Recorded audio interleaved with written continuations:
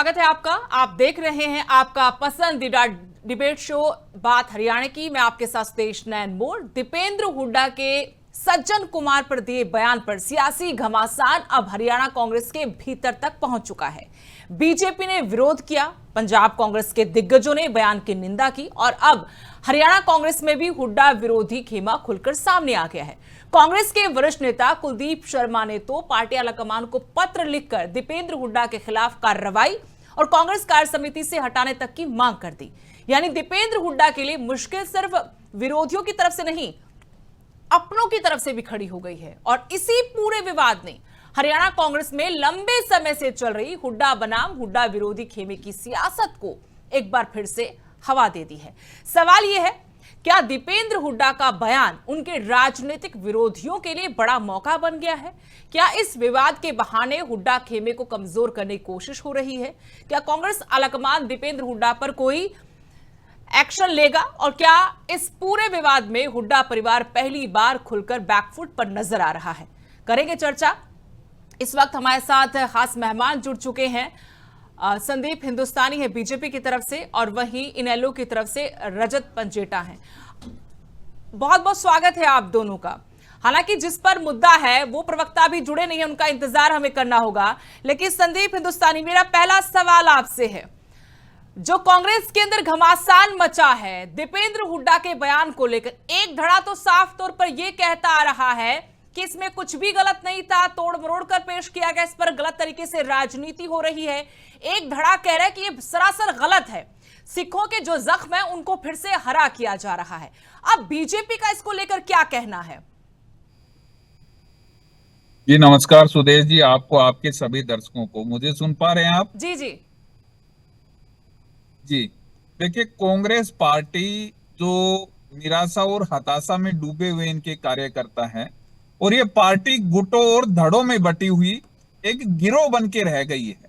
अब कांग्रेस पार्टी एक पार्टी नहीं रही है, ये गुटों और धड़ों में बटा हुआ एक गिरोह है जिसके बहुत सारे सरगना हैं। अब बात अगर इसकी करें, जो विषय आया है जी उसको लेके आप देखिए कि जो हरियाणा का नेतृत्व है कांग्रेस पार्टी का, leader of opposition Bhupendra Singh Hooda और उनके बेटे दीपेंद्र सिंह हुड्डा, आप देखिए कि ये किन लोगों को अपना आदर्श मानते हैं, ये किन लोगों को अपना आइकॉन मानते हैं। तो इससे कांग्रेस पार्टी का जो चरित्र है वो बिल्कुल स्पष्ट हो जाता है कि जो दागदार कांग्रेस पार्टी का दामन पे जो दाग लगे हुए हैं उस पे, अगर मैं 1947 में जो विभाजन हुआ देश का उसकी मैं बात करूं, या जो 1984 में सिखों का जो नरसंहार हुआ मैं उसकी बात करूं, तो कांग्रेस पार्टी में खून के वो बहुत सारे धब्बे हैं और जिन जिन लोगों को ये बार बार उन जख्मों को हरा करने का काम करते हैं अपनी इस तरीके की स्टेटमेंट देके। लेकिन कांग्रेस पार्टी में कुछ ऐसे लोग हैं जिन्होंने खुल के इस चीज का विरोध किया है। यहां तक कि कांग्रेस पार्टी में जो पंजाब के पूर्व मुख्यमंत्री रहे हैं उन्होंने भी इस चीज का विरोध करने का काम किया। तो ये तो कांग्रेस पार्टी को अपनी गिरेबान में जो झांक के विरोध देखने करने वाले लोग हैं है। हरियाणा कांग्रेस से, उनकी तरफ से जो बयानबाजी हो रही है, या फिर कुलदीप शर्मा ने जो अपने आलाकमान को पत्र लिखकर सीडब्ल्यूसी से दीपेंद्र हुड्डा को बाहर निकालने की मांग उठाई है, उसके बाद कुछ नेता सामने आए हैं जिसमें से एक है बादली से कांग्रेस विधायक कुलदीप वत्स। उन्होंने कहा कि ये भाजपा की भाषा बोल रहे हैं ये लोग। तो क्या भाजपा का नाता है इस सारे विवाद से? नहीं, सुदेश जी, आप देखिए, ये कुलदीप वत्स वही विधायक है जिन्होंने राज्यसभा चुनाव के बाद मीडिया में आके स्पेशल इंटरव्यू दिया। हाँ। और उस इंटरव्यू में इन्होंने कहा था कि कांग्रेस पार्टी बेईमान, भ्रष्ट और बेईमान लोगों की पार्टी है, कांग्रेस पार्टी में वफादार लोगों की कमी नहीं है। तो अब ये तो कुलदीप वत्स को स्पष्ट करना चाहिए कि उन्होंने जो वक्तव्य दिया था वो किसके कहने पे दिया था। फिर इस तरीके की उलूल जुलूल बातें करके जनता को भ्रमित ज्यादा समय तक नहीं कर सकते। जो कांग्रेस की मानसिकता है और जो कांग्रेस की विचारधारा है, किस प्रकार से लोगों को बरगला के, मार काट करके ये अपनी राजनीतिक रोटियां सेकने की कोशिश करते हो, किसी से छिपा हुआ नहीं है। ठीक तो है, अब रजत जो पर कुलदीप जेठा जी को वत्स भी ने जो शामिल कहा कर है लेते हैं। और राज्यसभा सतपाल चुनाव रोड के कांग्रेस समय जो कहा प्रवक्ता था। के तौर पर हमारे साथ जुड़ गए हैं। बहुत बहुत स्वागत है रोड साहब, आपका इंतजार आपका कर रहे थे। आपके पास आएंगे अब, क्योंकि रजत जी हमारे साथ पहले जुड़े। एक बार सवाल कर लेती हूँ रजत जी, पूरा विवाद आप लोग भी जानते हैं, लेकिन जो जूतम बाजार इस पर शुरू हुई है कांग्रेस के भीतर, एक दूसरे पर आरोप लगाए जा रहे हैं। अब तो बात यहां तक पहुंच गई है कि कौन असली कांग्रेसी कौन नकली कांग्रेसी है। जयप्रकाश कुलदीप शर्मा को नकली बता रहे हैं, उधर से शमशेर गोगी जयप्रकाश को नकली बता रहे हैं।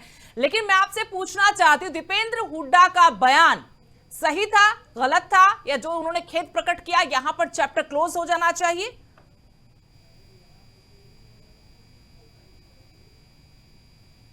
अनम्यूट कर लीजिएगा रजत जी। जी जी, आगे आवाज आपकी जी। जो जो भी पहली एक स्पॉन्टेनियस प्रतिक्रिया आप किसी भी व्यक्ति की लेते हैं, तो उसी वक्त ही वो अपनी अंतरात्मा की आवाज और वो सच्चाई जो है जो उसके मन में है वो उसको बयान करता है।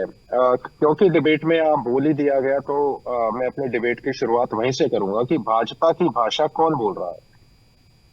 देखिए, जाहिर सी बात है, भूपेंद्र सिंह हुड्डा आए समय जो है बहुत दफा राज्यसभा चुनाव को लेकर, चाहे पिछले 3 राज्यसभा चुनाव हो, चाहे राज्यसभा का के साथ साथ लोकसभा का चुनाव हो और विधानसभा का चुनाव हो, भाजपा की अंदरले खाते मदद करते आए हैं। और पंजाब के आने वाले आगामी चुनाव में सीधा सीधा किस तरह कांग्रेस को हरवाया जाए, ये बयान उसके मद्देनजर दिया गया है। लाखों करोड़ों सिख भाइयों की भावनाओं के साथ उनकी भावनाओं को आहत करने के लिए ऐसा बयान दिया गया है। पहली बात तो बार बार वो बोल रहे हैं कि मैंने रोल मॉडल नहीं कहा। रोल मॉडल क्या होता है? प्रेरणा स्रोत। जो जो उन्होंने कहा, देखिए तीनों के तीनों, चाहे भूपेंद्र हुड्डा हो, चाहे दीपेंद्र हुड्डा हो, चाहे सज्जन कुमार हो, ये जानकर रखिए कि ये सारे के सारे कांग्रेस के नेता हैं। अब सज्जन कुमार इस दुनिया में नहीं है, लेकिन दीपेंद्र हुड्डा ने कहा कि देश के राजनीतिक क्षितिज पर ऐसी क्षति हुई है जिसकी पूर्ति संभव नहीं है। वो कहते हैं सज्जन कुमार जी ना केवल दिल्ली देहात बल्कि पूरे उत्तर भारत की ऐसी शख्सियत थे जिनका लोगों के साथ जुड़ाव था। वो एक मिसाल है।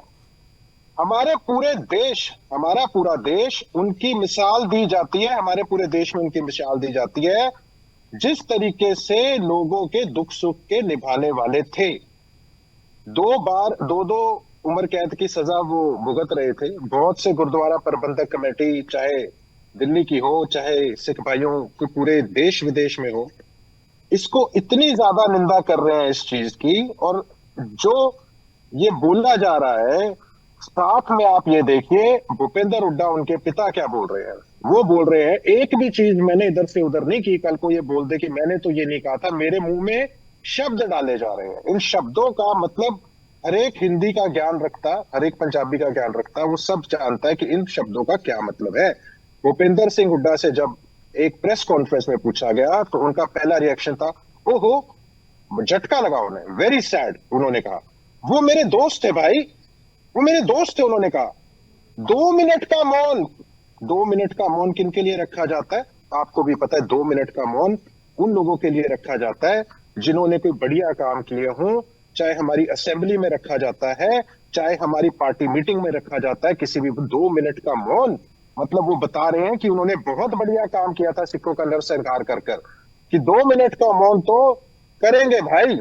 फिर बोलते हैं 15 दिन पहले मेरी फोन पे, टेलीफोन पे उनसे बात हुई थी। और ये भी बोलते हैं जैसे पूरे के पूरे जुडिशियल सिस्टम, जजेस उनकी जेब में है। बोलते हैं उनकी तो अपील की तारीख लगी हुई थी, छूट कर आने वाले थे, बरी होकर आने वाले थे। बड़े और बहुत अच्छे नेता थे वो। अब आप बताइए कि इसके जवाब अंदर लेते हैं। किसके मुंह कांग्रेस में प्रवक्ता सतपाल रूढ़ हमारे साथ है। सतपाल जी, दीपेंद्र हुड्डा ने जो बयान दिया उसको लेकर आपकी पार्टी में ही धड़ेबंदी जो पहले से थी और ज्यादा मुखर तरीके से आकर बयानबाजी करके एक दूसरे के ऊपर आरोप लगा रहे, कौन असली कौन नकली, यहां तक बात पहुंच गई है। अब आप बताइए कि जयप्रकाश जिस तरीके से कुलदीप शर्मा के लिए भाषा का इस्तेमाल कर रहे हैं वो सही है क्या? और जो आपके सियासी विरोधी बाहर से भी आरोप लगा रहे कि ये कैसा बयान था भाई? सिख समाज क्या भूल सकता है उस वक्त को, उस दौर को, जहां उस व्यक्ति को बकायदा कोर्ट की तरफ सजा दी गई हो, कोर्ट की तरफ से सजा दी गई थी, कैद में रहते हुए मौत हुई है, आप उसकी मिसालें पेश कर रहे हैं। ये कहां की राजनीति है? सिर्फ खेद प्रकट करने से बात खत्म हो जाएगी क्या? देखिए सुदेश जी, सबसे पहले मैं आपका और जो मेरे साथी पैनलिस्ट है उनका धन्यवाद करता हूँ। नमस्ते, जय हिंद। देखिए, विपक्ष अपनी मजबूती के लिए खड़ा है। बीजेपी का काम है नुक्ताचीनी करना, लोगों का काम तो करना नहीं। इन लोगों ने बकवास मारनी है, अपना घर देखते नहीं, दूसरे घर में बुराइयां ढूंढते, पहले अपने घर की बुराइयां देखिए। रही बात दीपेंद्र सिंह हुड्डा, हरियाणा ही नहीं भारत के जाने माने सांसद राजनीतिक आदमी है, वो ऐसा कोई गलत शब्द नहीं बोल सकते। उनके दादाजी तो जो स्टेटमेंट दी वो किसी और ने दी है क्या? सतपाल रोड जी, वो तो पब्लिक प्लेटफॉर्म पर है ना, देखिए वो बयान उनका, कोई हमने तो बोला नहीं कि आप ये बोल दीजिए। आप सांसद, आप करें जाने माने नेता हैं तो उनको सोच समझ कर बोलना चाहिए ना। अपनी निजी भावनाएं थी तो निजी रखते, बोल देते कि दुख हुआ है, लेकिन किसी समाज से, किसी समुदाय से ऐसे लोगों का कत्लेआम हुआ हो, उसमें दोषी करार दिया हो, उसे आप देश का आदर्श कैसे बता सकते हैं? उन्होंने कोई गलत बात नहीं कही है, फिर खेद कैसे प्रकट किया? ये मैं नहीं, आपकी पार्टी से ही शमशेर सिंह गोगी ने कहा कि गलत कहा, तभी तो खेद प्रकट किया ना। सुनिए, मेरी पार्टी के ही उन आदमियों की बात करता हूं जो हमारी पार्टी के गद्दार भी हैं। अच्छा, जो कुलदीप शर्मा है, कहां से सीनियर कांग्रेसी है, मेरे से जूनियर है वो कुलदीप शर्मा। 2091 में मैंने कांग्रेस ज्वाइन की, उसके पिताजी थे, उसके पिताजी की वजह से ये 2091 में तो अभी आए नहीं सर, वो अब बहुत दूर की बात कर दिया। सुनिए, 2004 में मेरी बात सुनिए, 2004 में चुनाव लड़ा कुलदीप शर्मा ने आजाद उम्मीदवार पार्टी छोड़कर, और सिर्फ 22-23 हजार वोटों में निपट गए। वही चौधरी भूपेंद्र सिंह हुड्डा ने इसको फर्श से उठाकर अर्श पे पहुंचाया, और आज बकवास मारते हैं, फालतू बात करते हैं ये दूसरी पार्टियों के बहकावे में आकर। ये बीजेपी का रिश्तेदार है कुलदीप शर्मा, इसीलिए बीजेपी की भाषा बोलता है। तो मैंने तो पहले पूछा था, संदीप हिंदुस्तानी हमारे साथ जुड़े, मैंने पहला सवाल यही किया कि कौन असली कांग्रेसी, कौन नकली, यहां तक बात पहुंच गई है। तो फिर पार्टी के भीतर क्या कर रहे हैं ये लोग अगर गद्दार हैं तो? सही, बिल्कुल, पार्टी के अंदर सारी तरह के होते हैं, बुके में सब फूल होते हैं, कोई अच्छा कोई वो सवाल भी करेंगे सभी तरह के। अब इसके बेटे हिसार से सांसद, एक और सवाल, हिसार से जो सांसद है जयप्रकाश, वो भी तो हर पार्टी से होकर यहाँ आए ना। जब उनको टिकट नहीं मिला तो भूपेंद्र सिंह हुड्डा को सरेआम उन्होंने क्या क्या सुनाया था, निर्दलीय चुनाव भी लड़ा, चुनाव जीत भी गए, फिर कांग्रेस में आ गए। घाट घाट का पान तो कई लोगों ने पी रखा है, लेकिन जिसकी जहां पर गोटी फिट है वो सेट है। नहीं, आप बिल्कुल सेट है या कुछ भी बोलिए, ये कोई जवाब नहीं है। बात आपने जो मुद्दा उठाया उस पे बात करिए। बीजेपी का कोई भी मतलब नहीं इस बात में, क्योंकि बीजेपी अपना घर देखे पहले, जैसे रजत जी बोल रहे वो भी देखे अपना।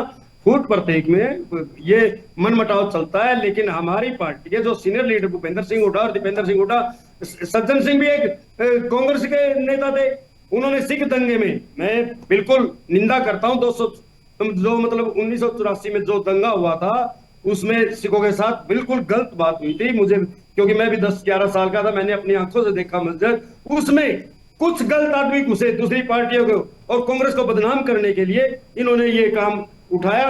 ठीक है, सज्जन सिंह पे आरोप तय हुए और कोर्ट ने, हम कोर्ट का मान सम्मान करते हैं। मेरे पास वक्त थोड़ा सा कम है सतपाल रोड जी, एक तो वैसे आज डिबेट थोड़ा लेट शुरू हुई है, मुझे इतना बता दीजिए कि क्या दीपेंद्र हुड्डा ने ठीक बात कही थी जो कही थी? देखिए, बड़े सुलझे हुए नेता, मैंने पहले ही बोल दिया, दीपेंद्र सिंह हुड्डा गलत बोल ही नहीं सकते। अच्छा, एआई से उसका गलत फिर आप लोग उनको कहिए कि अपनी एक और वीडियो जारी कर दे, कह दे कि मैं क्यों खेद प्रकट करूं, मैं तो कुछ कभी गलत कह ही नहीं सकता। कमाल की बात है। नहीं, खेद प्रकट करने में कोई बुराई नहीं है। देखिए, खेद भी प्रकट कर दिया, मतलब आप ये कह रहे हैं कि उन्होंने गलत नहीं कहा तब भी खेद प्रकट कर लिया, इतनी महानता है। का नेता मानता हूँ दीपेंद्र सिंह हुड्डा को, जो अपनी बात पे मान लो खेद भी करता है तो उसको सैल्यूट है जी। चलिए, बहुत बहुत शुक्रिया। मेरे पास, माफ कीजिएगा संदीप और रजत जी, मेरे पास वक्त की कमी है। सतपाल रोड जी, आप भी थोड़ा लेट जुड़े, बहुत बहुत शुक्रिया आप सभी का। फिलहाल इतना ही, नमस्कार।